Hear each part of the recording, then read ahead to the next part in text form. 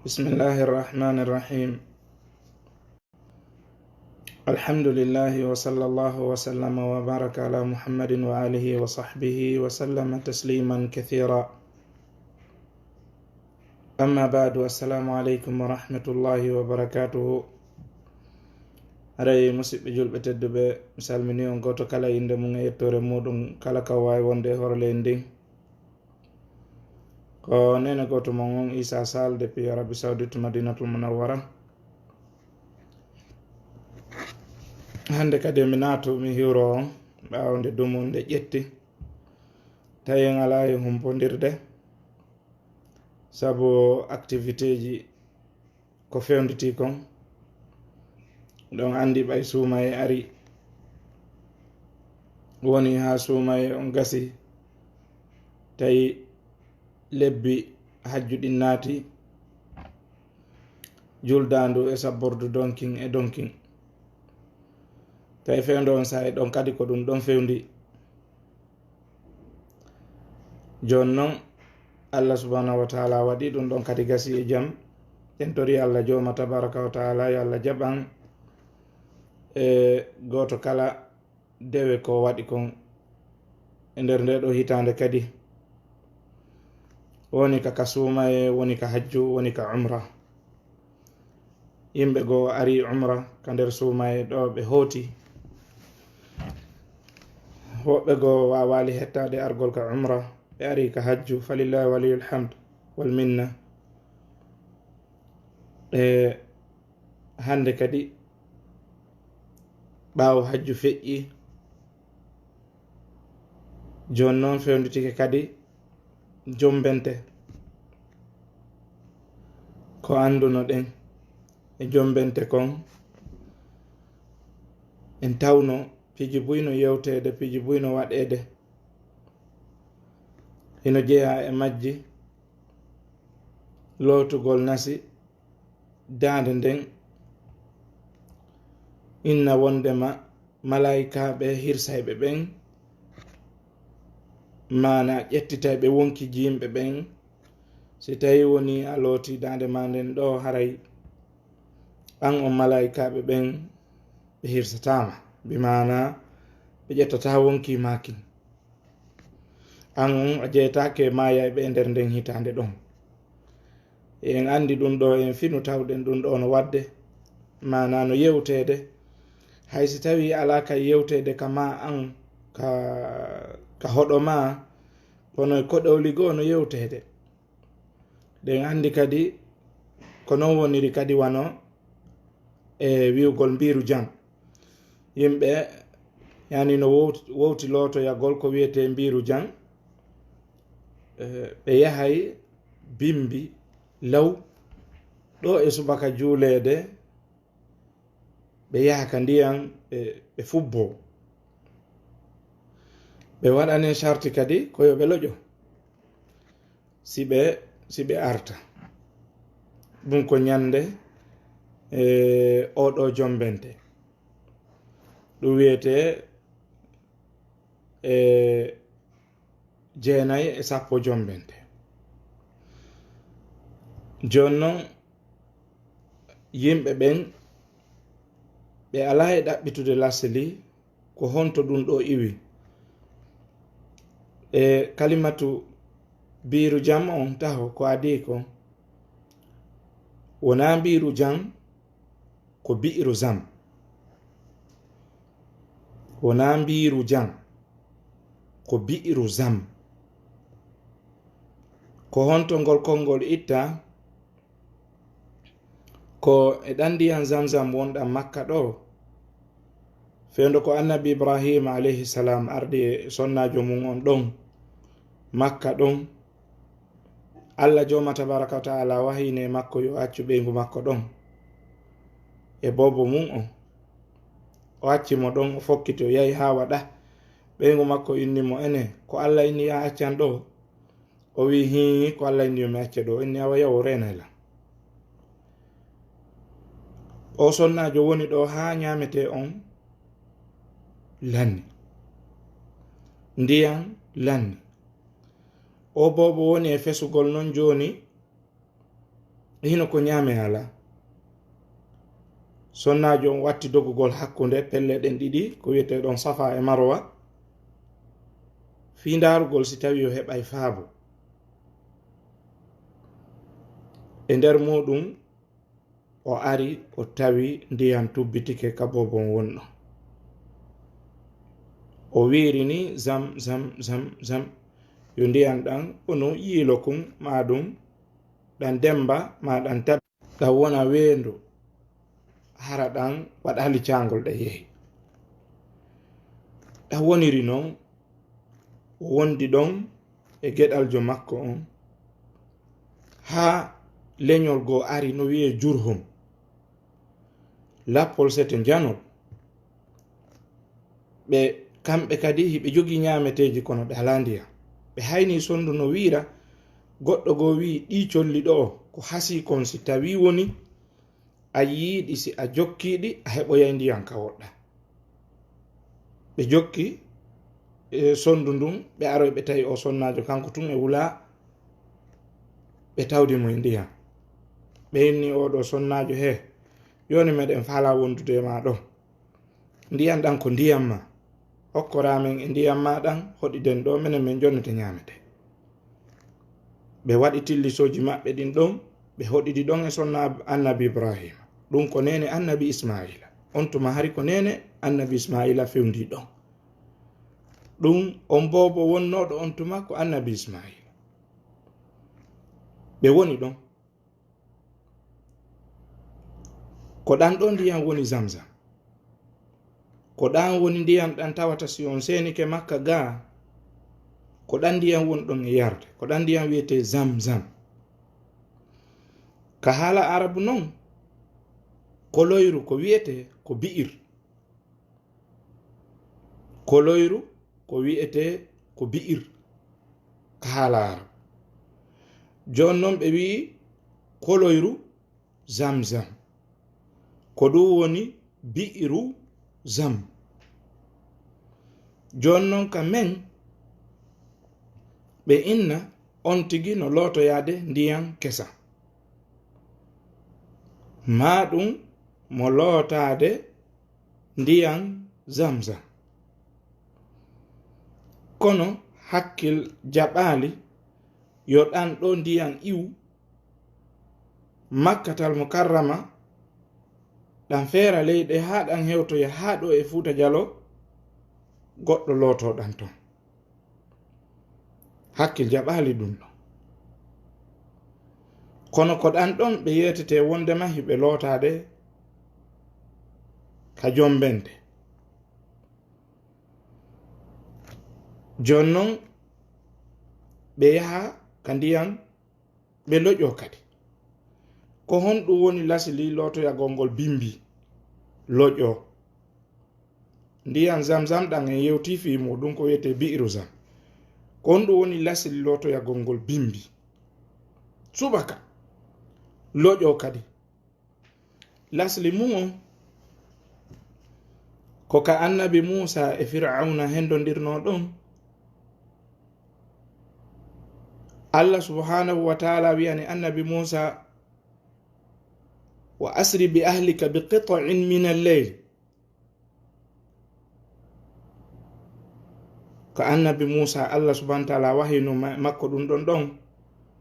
yaltin yimɓe maɓe ka taƴotinde jemma fi hon ɗum Allah wiyanimo ɗum innakum muttaba'un sabu ɓe jokkoyayo kono ko honɗum waɗoyta Allah wi watrukil bahra rahwan innahum jundum mughraqun Allah yamiri annabi Musa yo yalti yimɓe makko ɓen ka taƴotinde jemma so ari ha ka baharu yo fontu sawru makko ndu jogi ndun ɗum ko tuggordu ndun ndiyam ɗan feccoto e hakkunde ko ɗum waɗi si Allah wi ka suratu shu'ara'i fanfalaqa fakana kullu shirbin kattawdil azim ndiyam ɗan fecci e hakkunde fecco be a wi ay fello jan Allah wi yo Musa naatu ɗon kanko yo yimɓe makko ɓe naati ɗon ɓe yehi ha ɓe lumboy ɗum ɗo Fir'auna jokkituno ɓe ko raɓɓiɗi kon. Fir'auna e yimɓe mum ɓen jokkituno annabi Musa e banu Israil. ɓa ɓe ari ha ka ginti ndiyam ɓe darike yimɓe annabi Musa ɓe yeƴƴiti ɓe wi inna la mudrakuna ɓeɗo ko ɗo ɓe tawata Fir'auna en tawa en ɗo joni. Annabi Musa maki inna ma'iya rabbi sayahdini, miɗo wonde jomi an o fewnaylam. O focci sawru makko ndun o tappi ndiyam ɗan tun ɗan seeki ɗan fecci pecce ɗiɗi waɗi laawol hakkunde. Allah inni feƴƴe ɓe ukki ɗon ɓe feƴƴi. Sakkitiɗo on ka annabi Musa ƴawoygol e sakkitiɗo on ka Fir'auna ukkagol ɓe ardu. On tuma Fir'auna kañum e yimɓe makko ɓen tawi ɓe gayni natude hay goto heddoraɗi ɓaawo. Yimɓe annabi Musa ɓen ƴawi ɓe yahi ɓe darori ka ginti to Allah waɗi yo ɓe fof ɓe fewtu ndiyam ɗam ɓe ndara ka Fir'auna wona e halkede ɗon. Karamokoɓe ɓe wi wo hikma ko woni sabo ha Allah joma tabaraka wa taala waɗi yimɓe annabi Musa ɓen gaɗa yo ɓe ndaru ndiyam ɗam ɓe yiya ka Fir'auna wona e halkede ɗon ko tabintingol wondema Fir'auna gasata wonde Allah. ɓaawo Fir'auna wiwno wa hadhihi al anharu tajri min tahti, ɗan ndiyam ɗo ɗi canɗi ɗo ko kasengoley kuɓeje a woni dokude bimana komi woni ɗan eltude komi woni jiltidirde ɗum no mi faalirawo. Tawi o wowli konngol goo ma alimtu lakum min ilahin gayri, mi andana o reweteɗo si wona min. On tuma e oya aya o inni ana rabbukumul a'la, komi woni reweteɗo moɗon mawɗo. Jonnon ɓaaɗiɗo fof yewtama neɗɗanke ko yoruɗo hoore Allah ko ɗum wi ka Qur'ana ka suratul Rahman athaqalayni yora ko en ɗiɗo neɗɗanke jinna fiyo neɗɗo on hoolo 100% no haton jini e ƴettugol tan fiyo hoolo o jaɓa o irrito koko yewta ɗo koko sobe koko yewta ɗo koko gonga. Jonnon ɓa Allah no andi neɗɗanke on ko non sifori o waɗi ɓe fo lumbi ha gasi o fewtini ɓe ndiyam ɗan fiyo ɓe yiwu ka Fir'auna waynodirte ɗon ɓe anda o ɗo gasta wonde Allah.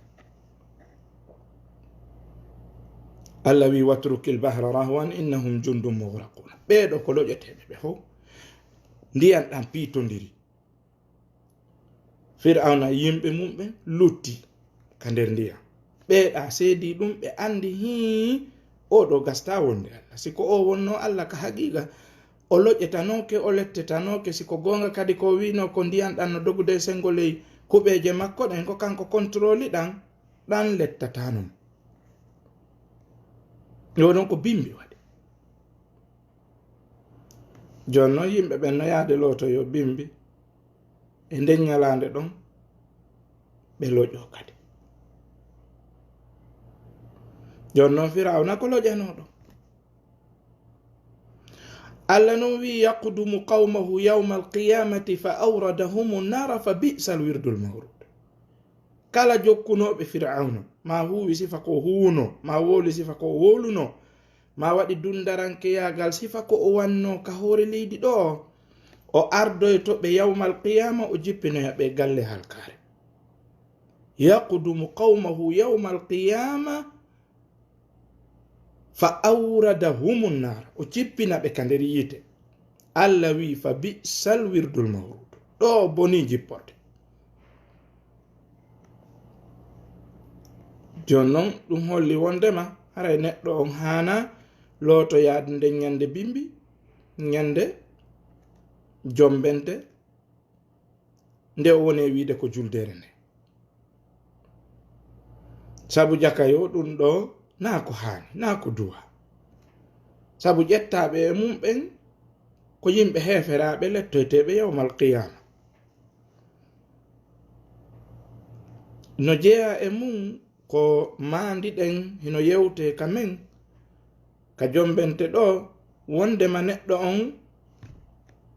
koyo eto o ñaama o haara nde ñande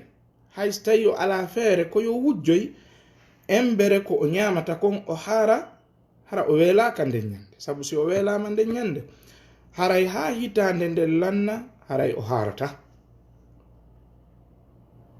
haray ɗum ɗo kadi sella e bindi ko waɗi noon si a wowli ɗum sa wi yo on tigi wujjoy haray a dagini ko Allah harmini Allah wi as-sariqu was-sariqatu faqta'u aydiyahuma jaza'an bima kasaba nakala min Allah.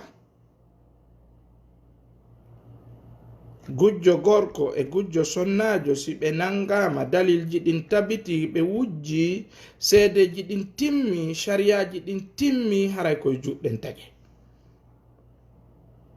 faqta'u aydiyahuma taƴe juuɗe maɓɓe ɗen kamɓe ɗiɗo mana jungo goto kala e maɓɓe taƴete wona juɗɗen ɗiɗi goto kala taƴete ko jungo woto goto kala e maɓɓe haray noon si Allah wi wika kan no harmi an a wi yo on tigi wujjo e nde ñande hay so tawi o wujjo e nde ñande o ñaami o haari haray hino dagi haray a dagini hunde harmonde ka nder islam mo teɗiki Allah e sariyaji makko ɗin ka nder qur'ana makko o yamiri hunde an a yamiri contraire ɗum ɗon siɗa andi nambara muɗum on a yalta islam si hiɗa andi bone mum on si hiɗa andi fitina mum on si hiɗa andi ñawore muɗum nden contradiyugol Allah e sariyaji makko ɗin si hiɗa andi ɗum si sharɗinɗa a yalta islam kono si a anda a yaltirta islam sabu ɗum kono ko ya a prévene ko ya a rentine ko ya a haɗe ko ya a waaje ko ya a andine a vande ɗum si on tigi andinaka adi ɗum on tigi waɗi koyo o yeete ɗum ɗo no harmi o tuuba o rutto e Allah o toromo yaafoye haraw yiltitaki e muɗum haray gasi idan haray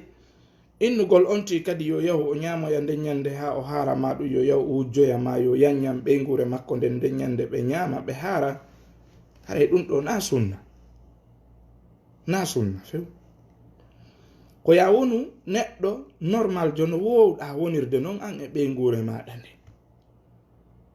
mana na ya sodir paɗal kesal nde ñande sabu ɗum na ya sodir concor kesol nde ñande sabu ɗum na ya yanñiran ɓeygure ma nden dépense nde ñande sabu ɗum na ya newnanɓe ɓe yaha e nokkeli goo ka wowano ɓe newnande sabu ɗum komi faala wiide ñalande jombente nden wona fetto few ñande jeenayi jombente wona fetto few wona juldeere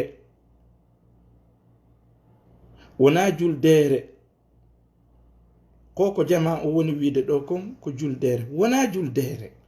jombente jena jombente wona juldeere ko sappo donki woni juldeere wona juldeere few ɗum ɗo ko en finuɓe tawi ɗum ɗo no wadde wano nokkeli goo kadi goɗɗum goo no waɗat ton wano exemple wano Gambi ɓe worɓe e rewɓe ɓe sansodira e conci maɓɓe ɗin worɓe ɓe watto ko rewɓe wattoto kon rewɓe watto ko worɓe ɓe wattoto kon ɓe yalta ɓe yaha jemma ɓe waɗa ko waɗayno ɗen kamen ɓawa ɗo soro yamma mawɗo mo okkata yaada e lewru ndu piiji buyno naati e ɗum ɗo wano ka conci sansidirgol gorko on e debbo on conci ɗin oya debbo on watto conci gorko o watto conci debbo no harmi nelaɗo sallallahu alayhi wa sallam maki la'ana Allahu almutashabbihina min arrijali bin nisa'i wa la'ana Allahu almutashabbihati min an-nisa'i bir rijal Allah huɗi worɓe nandintinotoɓe ɓen e rewɓe ɓen ka comportement ka habillement ka yaltande ka none yewtugol ka jikkuji ka e kala action ji maɓɓe ɗin ta ko rewɓe ɓe jembinta nelaɗo maki Allah huɗi ɓeɗo ko non woniri kadi gorko on kadi si o waɗi sifa ɗum ɗon amin sonnajo on kadi si o waɗi sifa ɗum ɗon kasengo worɓe ɓen e comportement ji maɓɓe ɗin e habillement ji maɓɓe ɗin e haalaji maɓɓe ɗin e ko jokki ɗum ɗon jonnon sansidirgol ɓeeɗa haray ɓe lundike rasulu sallllahu alayhi wa sallama haray no hula hata taw hara ɓe naati e kuddi ko rasulu sallallahu alayhi wa sallama maaki ko en wiyata ɓe naati kono wiyen haray no hula ha wota taw hara ɓe naati jonnon fiita on tigi naatu ton koyo on tigi rento e waɗugol sifa ɗin piiji ɗon yahugol kadi wiya on ɗon sororu yamma mawɗo mo okkata yaada e lewru ndun ɗum ko huɗugol on tigi parce ko wiugol joni ɗo e nde lewru ndu mayde hara ya maayi jonnon huɗugol yimɓe ɓen dagaaki nehaɗo sallallahu alaihi wasallam maaki mo huɗi kudi ndi yahay dow dambugal ngal udditetaake ka du'aji ɗin feƴƴirta ɗon dambugal ngal udditetaake ɓenayi kuddi ndi yiltito ndi arta ka leydi si ndi yiltitike ka leydi ɓen ndarete wowluɗo kuddi ndin on e wowlaɗo kuddi ndin e hoore mum mana huɗaɗo on si tawi wi'aɗo no huɗa on hara ko goonga haray ko hanaɗo huɗede ma ɗum tigi tigi ko huɗaɗo kuddi ndin aray e makko nde implique e makko mi mana wona goonga kono so tawi mo wiɗa hino huɗa on tawa on ɗum huɗaka haray ko an wowluɗo on kuddi ndi yiltitoto e muɗum ko ɗum waɗi hanaka on tigi huɗa docteur Ibrahim arruhayli hafizahullahu taala karamokojo goto e karamokoɓe jannoɓe ka julude nelaɗo sallllahu alayhi wa sallam ɓe maaki ɓe nani goɗɗo hino huɗa ɓiɗɗo muɗum ɓe maaki ene ko honɗum huɗanɗa o hiɗa fellitani hoorema wondema si a huɗi o Allah jaboto o wi hi miɗo felliti ɗum ko ɗum waɗi simi huɗimo docteur Ibrahim arruhayli hafizahullah ɓe maaki awa joni du'anomo ɓa hiɗa felliti Allah jaabinay du'anomo Allah jaabinanamo waɗa barki e makko idi si a huɗimo heɓe heewi kadi ko ɓe makata kamɓe docteur Ibrahim arruhayli hafizahullah ɓe maka Allah yani waɗali dewal e dow meɗen fi kuddi mana Allah waɗɗinali e rewirgol mo kuddi ko ɗum waɗi si a wattani yila ɓe innatama ñande fini weeti wo ñande fini weeti huɗu seytane ndaare ka askarji fuu askaru sabah o masa o ko jantete kon bimbe ko jantete kon kiikiɗe e askarji ɗin fop ndaare gila ka fuɗɗi ha lanni on meeɗata yiide askar jantandeji ko jantete ko goɗɗo jantoto ka ɗengal muɗum fi ɗaɓɓugol baraji e hiwitorgol seytane e ko jokki ɗum on yi'ata hay nokku ka askarji windi ɓe wi huɗu seytane embere o adaduɗo o fiya heɓu baraji ayata ka ɗo windi huɗu seytane embere o adaduɗo o heɓa baraji tel ala ton kono le no anda seytane ko ha honto ɗowata yimɓe ɓe Allah wi inna shaytana lakum aduwwun fattakhiduhu aduwa innama yad'u hizbahu liyakunu min ashabi sa'ir seytane ko gaño mo on joge mo gaño ko ɗowata jokkuɓe mo ɓen e muɗum ko haw cippinoya ɓe e yiite o yunde kono alaka asgarji fuu ɓe inni huɗu seytane embere ɗum ɗo o heɓa baraji ɗum ɗo par jour ala idan docteur Ibrahim arruhayli hafidahullah ɓe maaki Allah ɗaɓɓira en e sengo rewugol mo ngol yen huɗu hunde kaari fi yen heɓu hunde kaari immorde e baraji idan aray yani innugol sororo yamma mawɗo mo okkata yaaday e lewru ɗum ɗon a huɗay on tigi woni ɗum ɗon sella kadi yahugol jinda ka cuuɗi ton kala ka tawi suudu ndun hino ombi ƴetta ñooge ñoka ɗon ma baape ma ɗum adda ɗon tuundi hibba ɗon fii tun haray koye jemma jombente ɗum ɗo kadi dagaaki ɗum ɗo kadi ko bonagol e kawtal muɗum e ɗum ɗon noon kadi no harmi Nelaaɗo sallam maaki si goɗɗo maayi yimɓe tato si ari seedanike mo ko moƴƴo immorde e hoddiɓe makko ɓen Allah suuɗay ellaji makko heddiɗi nga e heddiɓe ɓen fof yaafanomo dunubaji makko ɗin nadira mo aljanna sabu ɓe yimɓe ɗon tato o ko hoddiɓe ɓen goy. Nelaaɗo sallam maaki ma zala jibrilu yuwarithuni ma zala jibrilu yani serali jibril alayhi salam yusini bil jari himo wasiyolan e hoddiɓe ɓen hatta dhanantu annahu sayuwarrithuhu. Nelaaɗo maaki serali jibril hino wasiyomi yomi watta yila e hoddigal angal kawtal angal ha mi sikki si goɗɗo maayi kawtal makko ronayno hatta dhanantu annahu sayuwarrithuhu. Hakken ko hanuɗa wattandila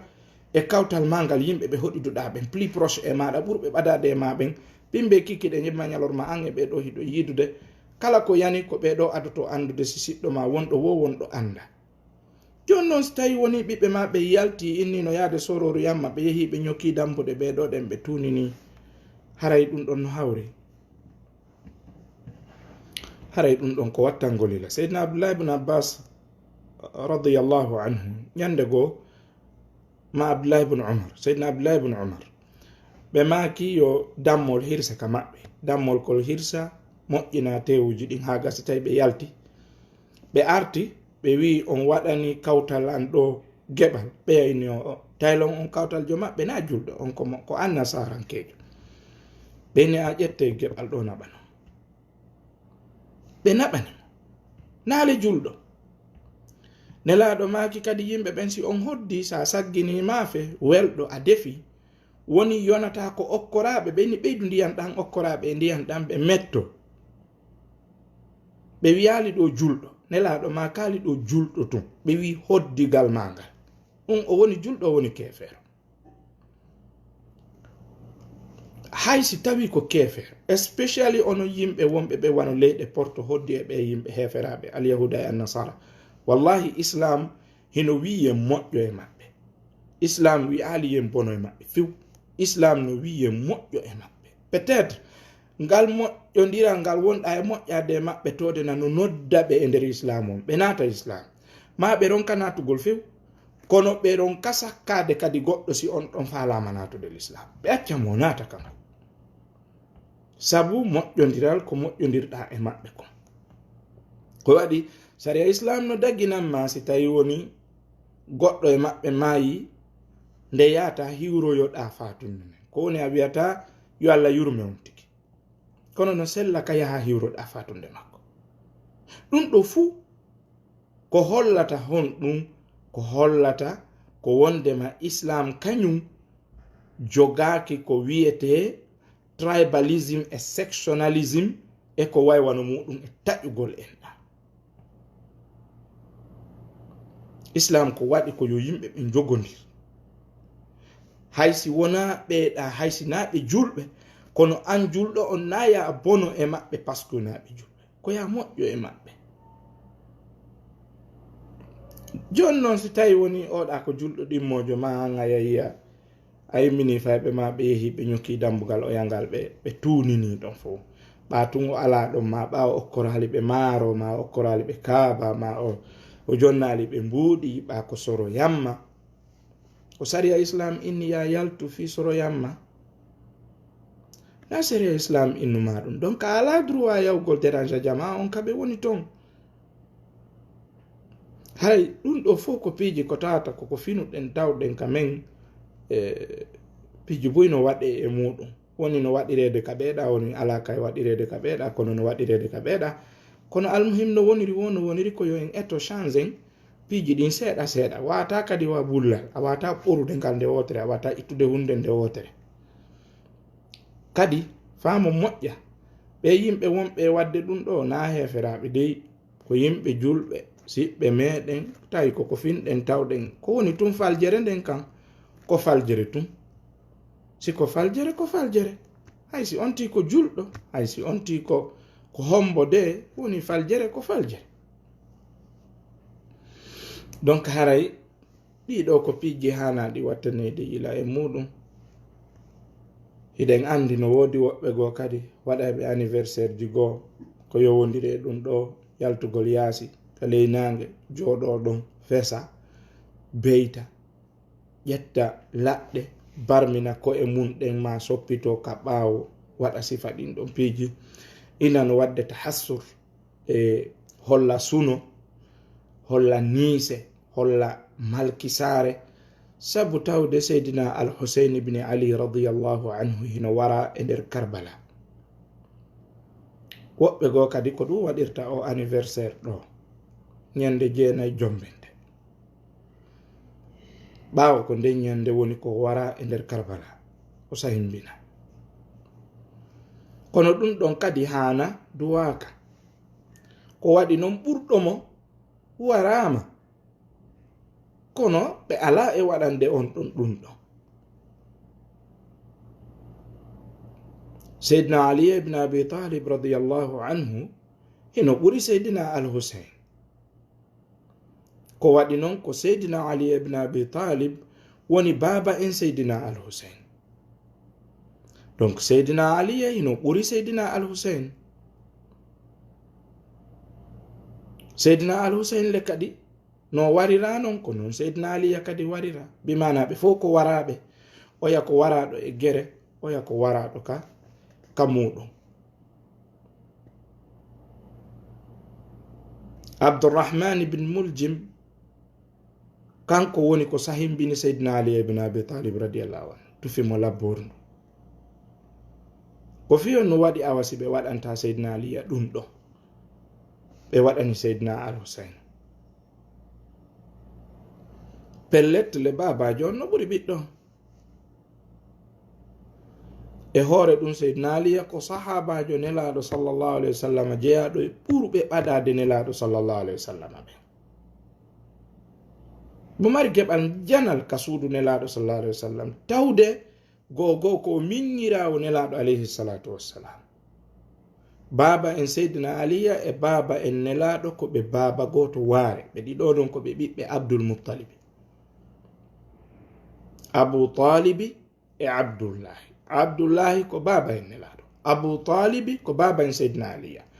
Abu Talibi e Abdullahi ko ɓiɓɓe Abdul Muttalibi ɓe ɗiɗo non ko ɓe baba goto waare nelaɗo ko ɓiɗɗo bappa seydina Ali ibn Abi Talib tawti e mum seydina Ali kaka suudu nelaɗo sallallahu alayhi wa sallam ne'a hari ko payku nelaɗo ƴettoyimo addi mo ne'ugol tawti e muɗum seydina Ali ɓaawo rasul sa sallam fokkiti iwgol Madinatul Munawwara anno Makkatal Mukarrama ɓe seeno Madinatul Munawwara ko seydina Ali wonno ko ɓe acci ka suudu maɓɓe ɓay seydina Ali maki nelaɗo acce yaade ɓe wi a faala kala lontade wano Haruna lontorno Musa ɓe wi o miɗo faala ɓe ni a wonu ka danki an ɗo ɓe acci seydina Ali no waali ka danki maɓɓe ɗo ɓe yalti seydina Ali waalino ka danki nelaɗo suddi suumi hefera ɓe naati soppidugol nelaɗo ɓe wara ɓe tawi ko Ali waali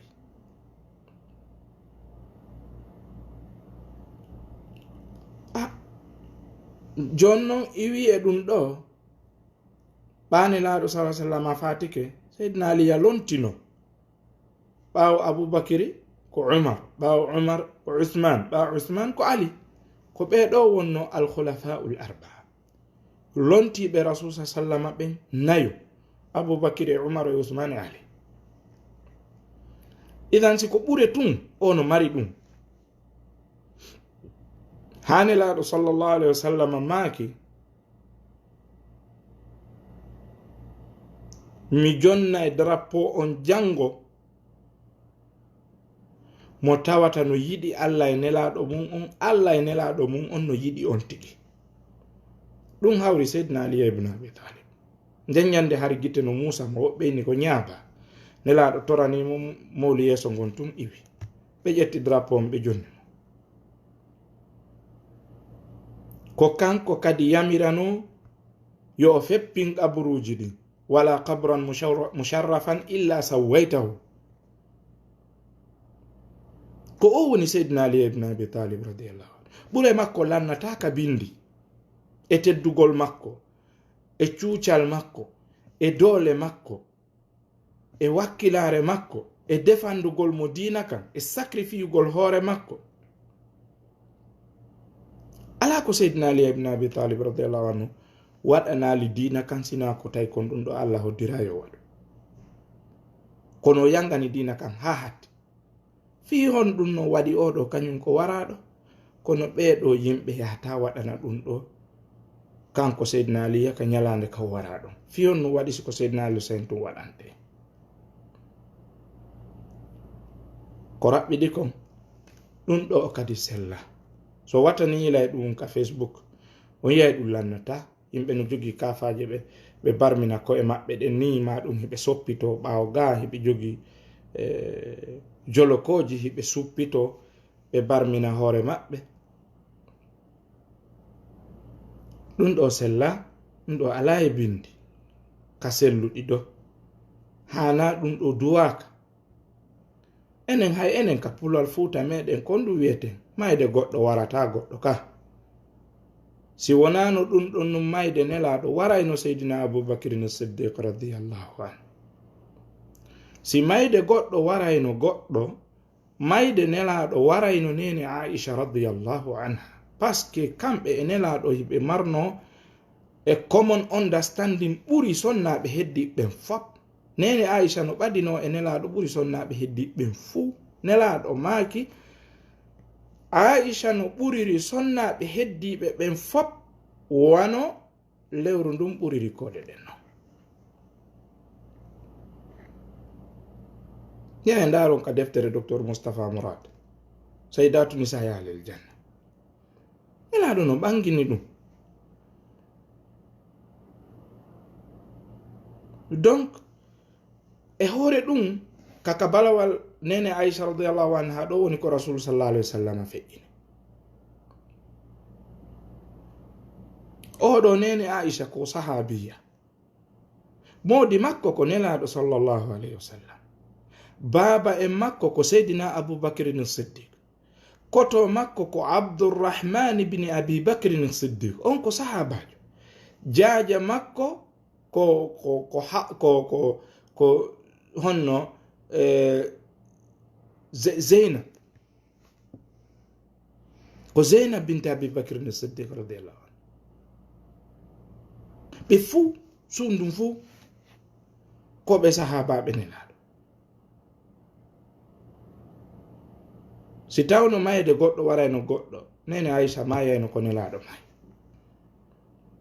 kono acce hakke fillaka on yaali ha hande, gila fuɗɗi ɗon jangude ha hande on yaali on yiyata kadi e nassu sahabaɓe ɓen no yahi barmini ko e mum ɗen sabu warede kaarijo, ma suppa hoore mum barmina ɓaawo ngon sabu warede kaarijo.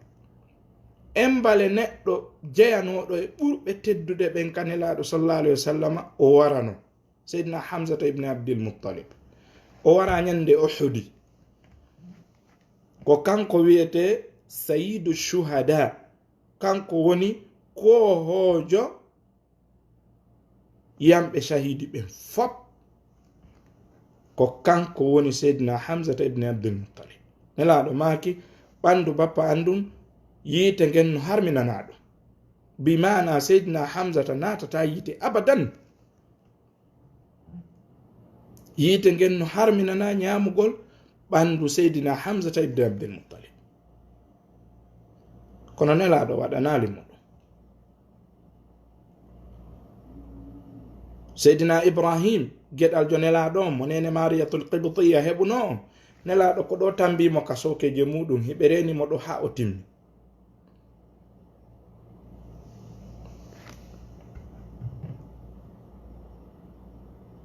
nelaɗo maki inna lillahi ma akhadha wa lahu ma a'ta wa kullu shay'in 'indahu bi miqdar wa inna ala firarika ya ibrahim la mahzunun wala naqulu illa ma yurdi rabbuna. allahu akbar dare ko rasul sallallahu alaihi wasallam woni yewtude bobo mabbe on timmi ka sokeje mabbe be wi no wodani Allah ko o ƴettiti no wodani mo ko okki mana Allah no mari haqqe okkugol ɓiɗɗo ha gasa ƴettitamo nde faala o ɓe inni hunde fuu hunde kadi no mari tan nde nde lannata tamma on ko haɗo ɓeni pelletti non sertugol amen e maɗa ɗum no sunini men wokono e hoore suno ko men mari kon fuu men wowlata sina ko weltinta Allah subhanallahi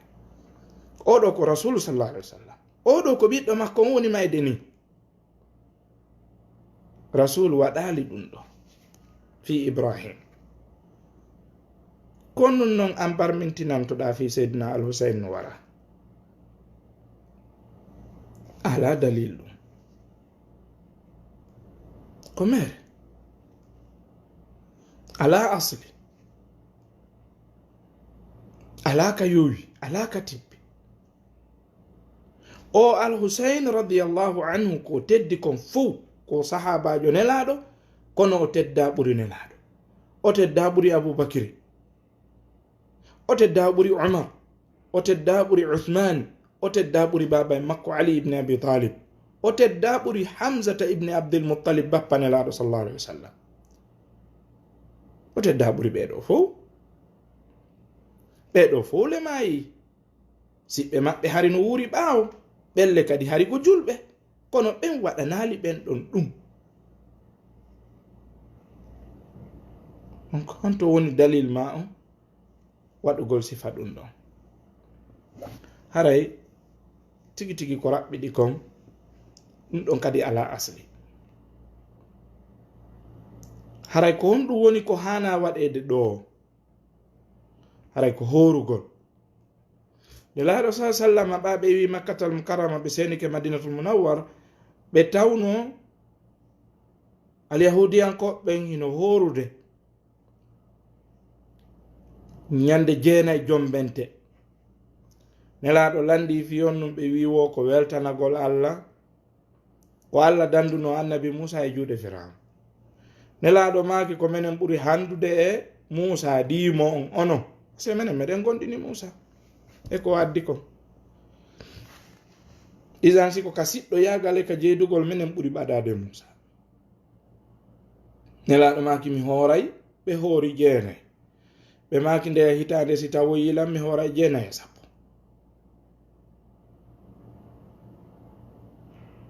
idan ko tabiti kon e rasulu sallallahu alaihi wasallam ko horugol 9 watta ko sahaba ɓe waɗi kon e ko rasulu sallallahu alaihi wasallam foduno kon watta ɗon 10 jombende ko ɗum ɗo woni ko tabiti kon ka bindi ɗum ɗo woni sunna sa horali noon ala bakkatu fes a nangetake a ñawetake ko ɗum hayno horaji 9 jombente ma 10 jombente a ñawetake ɗum few sa hori 9 tun kadi a nangetake few